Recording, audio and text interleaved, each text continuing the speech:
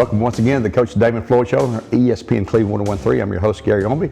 Each week our show is brought to you by L&B Appliance owned Durkee Road. We encourage you to continue to support them as they support Bradley Central football here. We've been joined by Coach Floyd again. It's moved to our second week of the playoffs, and Coach, we've done a complete turnaround from 3-7 to 8-3. Sure, in the second round of the playoffs. It gets tougher every week for everyone, but we had a really good, for the most part, complete game Friday night at Jefferson County when we went on the road 31-20. Several big plays, and I think right off the bat, we kick off to them because we defer. We kick off, and 2 or 3 plays into it, the big guy, AJ, jumps up, tips the ball, catches himself. I was praying, hoping he'd score, but he got down to the 1 yard line to set up Braden Carroll for the score later on. And that's a good way to start a game on the road in the playoffs. Oh yeah, definitely not going to complain about that. But I thought just really like all year, our defensive line set the tone. Zane got pressure, tipped it. AJ made a very athletic play to even catch it, and then take it to the 1, and then Braden punched it in. So I thought a lot of people played really well. When we met as a staff Sunday, we always talk about different things, but one of the things we talk about is who's player of the week. And we couldn't single out anyone. We named it team of the week, because it was really offense, defense, special teams. A lot of guys did their job. A lot of unselfish play, and really I thought the second half was, there's no doubt that was the best half of football we'd played. So absolutely, really happy for a lot of guys, and it was fun seeing them in the locker room and enjoying a big win. Well, they came back and tied the score after we gave them a short field there on a fumble punt there, and they scored 7-7. We kick a field goal, take a lead. Noah Canales still doing his thing, 44 for 41, I believe, on extra points is perfect, still the record for the school. And then we took over the ball, and they took the lead there at the end of the half, 4 seconds to go, I guess it was. So we go in the dressing room 14-10, but we got the ball coming out.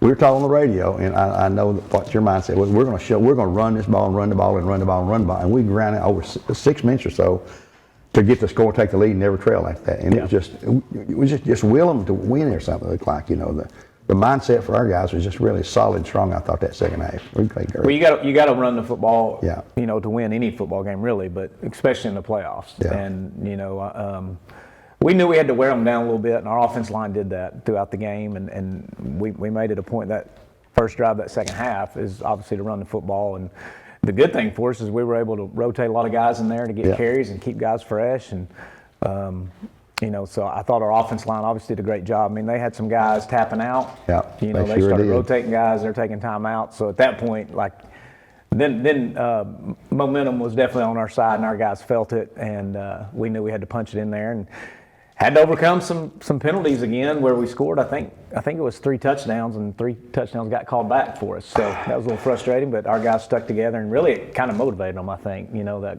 there's nothing going to keep us out of the end zone this drive. So it was fun to watch.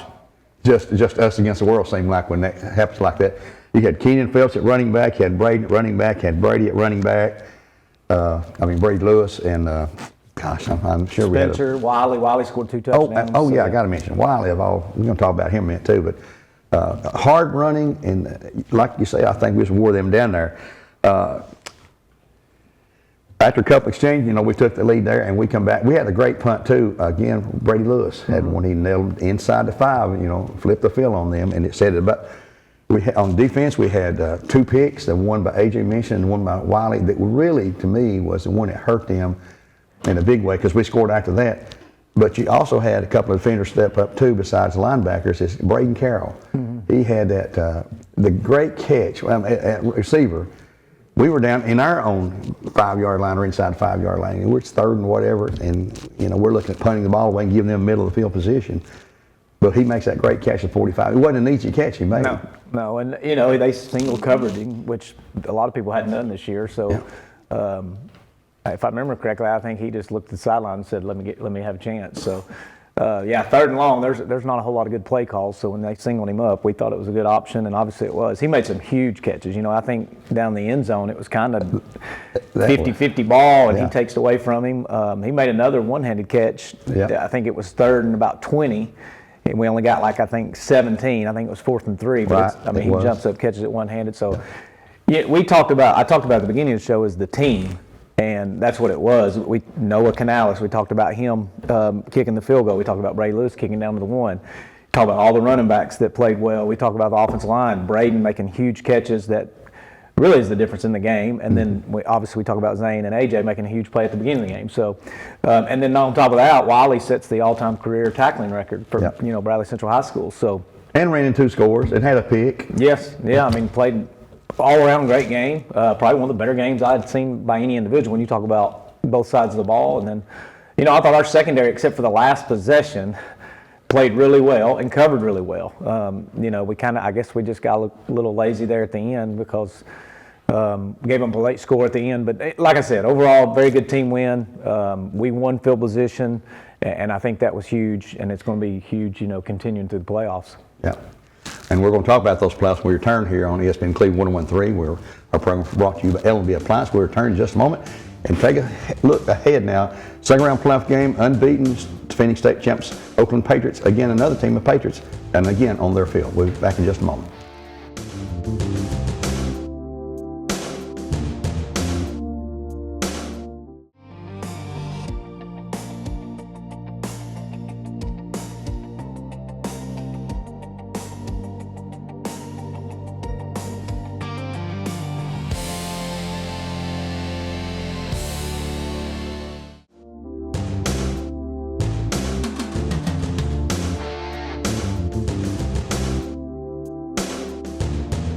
Welcome back to the Coach Damon Floyd Show here on ESPN Cleveland 101.3. I'm your host, Gary Ownbey. We talk about L&B Appliance, who promotes our programs and shows here.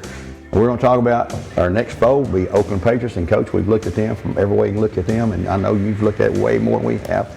They're going to be a formidable challenge for us. They're number 1 for a reason. They're unbeaten again this year in the state. They won the state last year, won 4 of the last 5. The only one they didn't win was when they came here in 23 and beat us in semifinals, and they lost to Houston in the finals. 4 out of 5. Coach Creasy, he's won 8 overall titles, 3 at Trousdale and 5 there.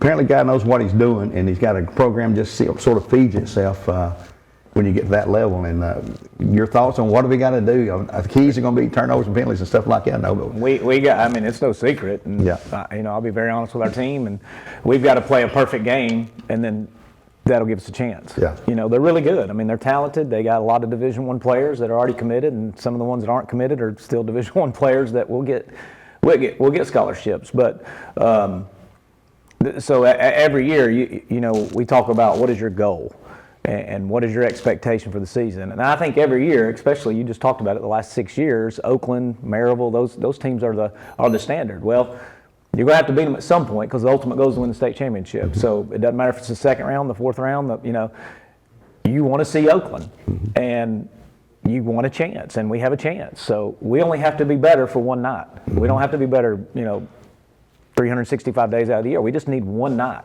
And is it going to take it's going to be a huge challenge, but this is why you sign up to play the sport. And if you're not excited for this, then I don't know why you're playing. So They are the best. They are the standard, but we got a chance. And that's all we ask for. And we'll prepare like we do any other week. And I think our kids should be excited. At the end of the day, the only thing that can happen is you lose a ball game. Yeah. So we got a chance because we're going over there to play a game. And you never know what can happen. And if we can run the ball and get some first downs, if we can get some turnovers, maybe they don't play their best game. Who knows? I'm excited to find out.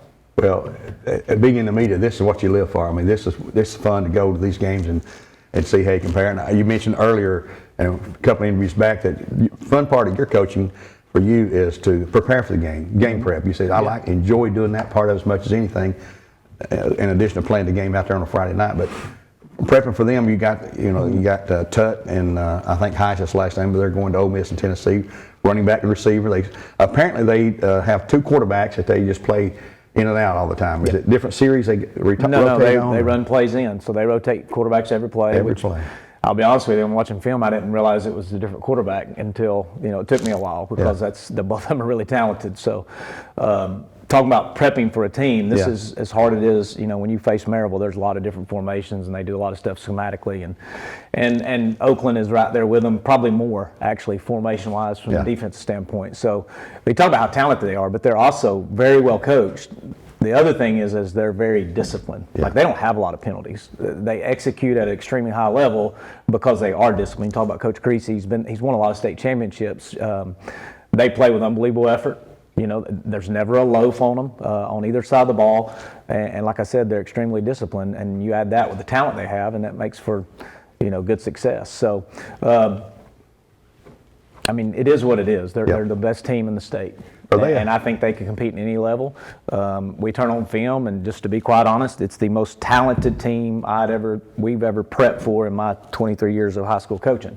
So it's no secret. Well, our kids know it, we know it, but like I said before, we have a chance because there's a ball game, and we've got to go play extremely well. We can't get frustrated if we get if they tackle us for a loss. We have to be okay if we get 3 yards. We have to control the clock. We got to run the football. We're not going to go score 50 on them. They've given up 55 points in 11 games. 35 of those were to 2 teams, CPA, who had won multiple state championships in a row in Division II level. Yeah. And then Riverdale, who's another extremely talented team, scored 21. So our defense has to show up, and our defense is probably going to be put in bad situations sometimes, and we've got to bow our back. Special teams, that's another challenge. I've never seen a team return so many punts, kicks, block so many punts, take the ball away when the other team's return it for a touchdown. I've never seen so many special teams touchdowns from one team. And so extremely challenging, but hopefully we're up for it. I was looking at their stats that Coach Creasy sent over to me. They've had 5 block kicks this year. There's what you're talking about there, and they've had 19, I think, takeaways against only 4. It's all one-sided in their favor, and it should be because that's why they're who they are. Are they a senior-laden team? You talking about all the seniors, or is it a heavy senior-laden team this year? They've got some really, really talented seniors. Yeah. Actually, I think Craig Tutt which we played against him here 2 years ago. I think he's the #1 safety in the nation. But they also have some underclassmen that are really good too. Yeah. I forget, but there is a freshman that plays for him. I think it's the quarterback, one of the quarterbacks that rotate in. But he didn't play like a freshman, But there's no doubt this is the fastest team I have seen on film. Yeah. So defensively, we have got to leverage the football. They're going to make some of us miss. We've got to rally and make sure we have good pursuit, and the next guy's got to make the tackle. So they're going to make some plays against us.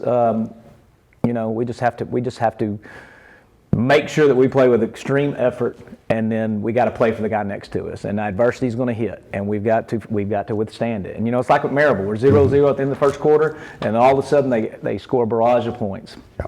It's the same thing that happened to us 2 years ago. We played Oakland here in the semis. It's 17-17 going in the fourth quarter, and then 5 minutes later they've already scored 21 points. Yeah. And that's the way good teams do. So we have to be able to handle that. Well, it's going to be a challenge. It's going to be a fun challenge. Are we relatively healthy for this time of year? I know we got bumps and bruises, but looks like everybody's going to dress up, suit up, and play. You think? We're hoping everybody plays. There's some question marks right now, and we'll just have to find out Friday. But whoever gets on the field, they need to give their best effort, and it's no excuse. Yeah, it is a team sport, and we have some guys that really had some outstanding games throughout the years. There's been different players stepping up. You've got some youngsters. I think of Jeremiah Brownlow, Andrew Carroll, and those guys that are really, really coming on strong. The future looks good there, and you got some great seniors that we'll miss next year. But we got to play this game Friday night and see what we can do there. Oh yeah, this is a great opportunity. Yeah. We appreciate your time again today. Coach Floyd here at Brighton Central High School, our head coach for the Bears for 20 years, in his 20th season right now, and 3 years as a assistant, I guess you were there. So. Yep, that's correct. And we hope he continues for many more years. For so long for now, I'd like to thank Mr. Gwen Schroer and the students back here for making our shows possible each week. Until next time, see you there Friday night. Remember, it's at 8 o'clock Eastern Time kickoff. That's Central Time Zone game. We'll go live at 6:30 our time in Cleveland and kick off at 8 o'clock. Until then, God bless and go Bears.